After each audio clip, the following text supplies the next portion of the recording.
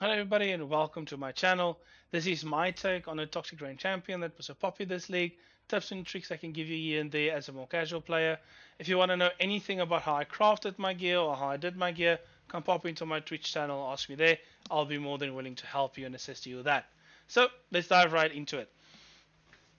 Um, if you look at my gear, it's pretty standard. It's not very out there or very unique. The bow is probably the most expensive part of this build. It is the standard 7 to 8x craft. If you want to know how to do that, like I said, come to my channel. I'll help and assist you there.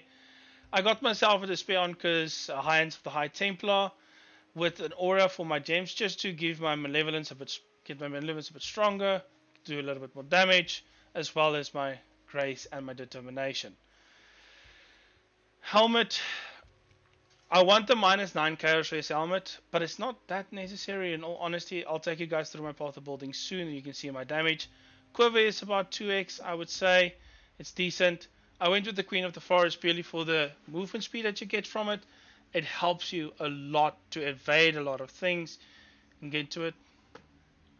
Ek besig om 'n video te maak en 'n plop aan my. So nou kom, dankie. Okay, let's start that again.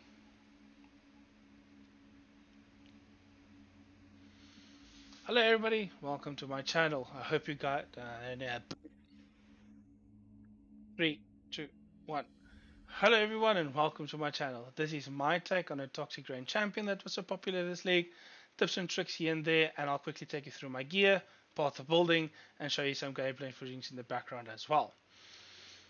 As you guys can see, I have the normal standard crafting bow that costs like 7 or 8x. You need the Empower. It is expensive, but it's a massive DPS increase. Other than that, just use a Quill Rain. It will carry you pretty far into the early red maps as well. Quiver is decent. It's about 2x. Amulet, I have the damage over time and the +1. I can go for the Chaos and Dex skills, obviously, but I'm more than satisfied with what I have there. Rings is the Chaos damage ring, just to give me a bit more Chaos damage with the minus mana craft. I got area on effect on this ring, and I'll explain to you in a second why. Azeri Steps by far probably the best thing to have on your boots to get your spell suppression capped. I got Hands on High Templar on my Curse on Hit ring, um, rather than the Curse Hit ring, I'd say. And I don't have the Myers Chaos Helmet as of yet. I will get that eventually, but that's more than enough now. As well, I can say the 5 additional arrow on Toxic Rain is very powerful. Biggest advice I can give you: get Phantasm on Toxic Rain. The additional fire 2 additional arrows that the quality gives you is massive. It gives you so much DPS. If I quickly take you guys through my path of building, I'll go through this now and explain to you why I'm using that. I didn't do anything super unique. I did skill out of some life, do not have 6,000 life basically, to get a little bit more damage.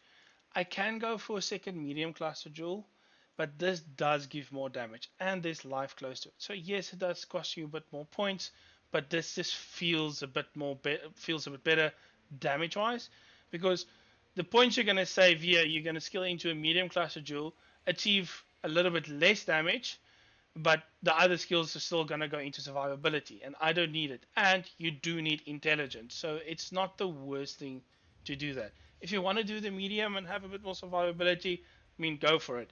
I feel this character is more than tanky enough to not be able to utilize it. I'll leave my paste bin in the comment section as well. And let me just have a quick talk about um, my build in general. So this build is definitely the best build when it comes to survivability, doing a decent amount of damage. I'm doing, I think, 3.6 million Cyrus damage at this point of stage. So having the damage that you need to clear the maps, having the survivability to survive all content is very good, because for a new player this is going to help them learn and understand the game so much. Chaos damage over time is an annoyance when it comes to bossing, yes, but you are surviving everything. So I killed Cyrus with it multiple times on Awakening 9. I don't struggle there. The only things I haven't done yet is the feared, basically. So I still need to do the Fiat and the Cortex, but I can do all the Cortex, other Cortex bosses, and I did a Cortex carry for somebody already, so I know I can kill the Cortex with my build. There is a lot more DPS you can push out in this build. It's not necessary though, so for a more casual player, that will help. The reason why I didn't play as much as I wanted to this league, we had load shedding. If you guys don't know what is load shedding, come find out in my channel. But basically, what our country does regularly is rolling blackouts.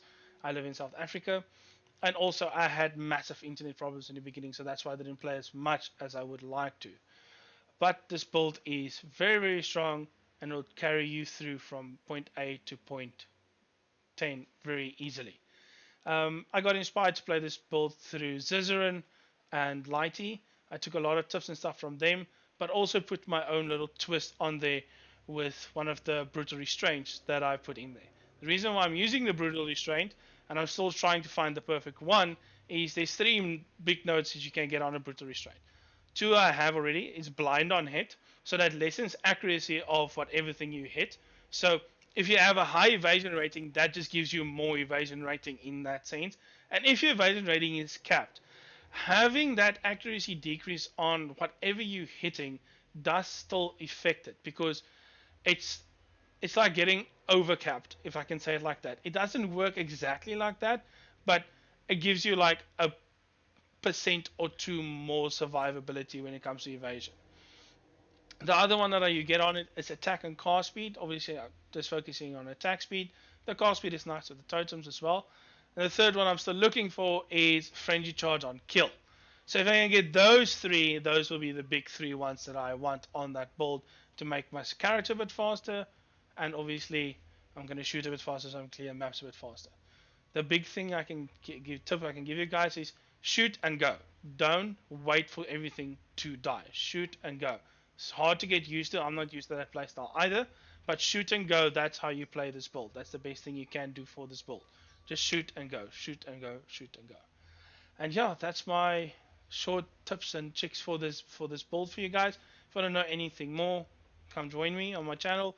I am trying to reach affiliation. I'm very close to it. I just need about, I think it's 23 more followers. Then I'll have affiliation on Twitch. So please come and give me a follow there. Come join us in the chat. Come have a nice chat there. I'm trying to build a very nice and relatable community, and also a community that will help each other out. Thank you guys for watching, and I'll see you in the next video.